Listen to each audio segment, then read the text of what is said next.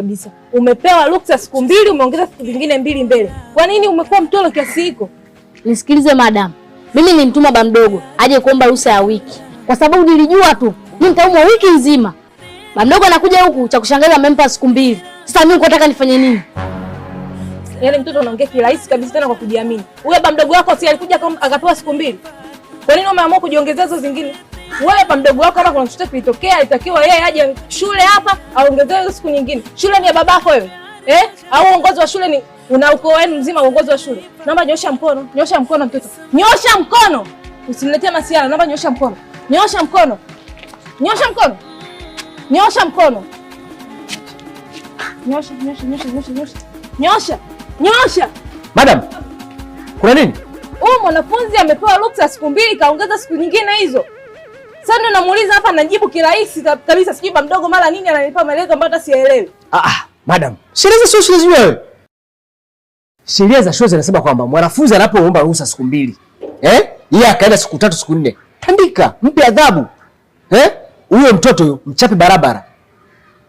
Na akizilisha mtoto ofisini kwangu. Naomba umesikia? Naomba fanya. Wewe, nyosha mkono. Mwanamke anapigwa mkononi.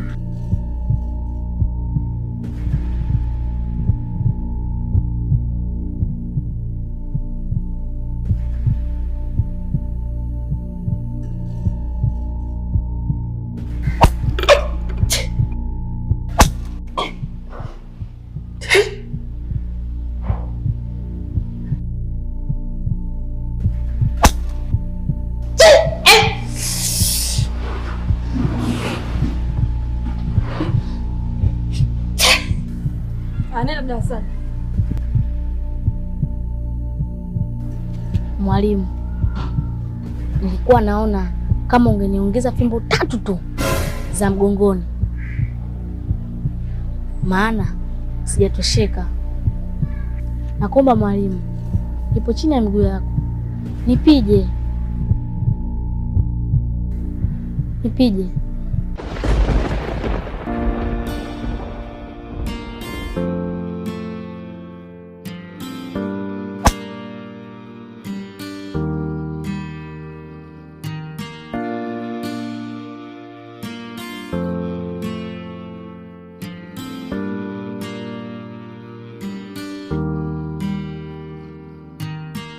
Unakatisha ndoto za watu, unavunja amani za watu.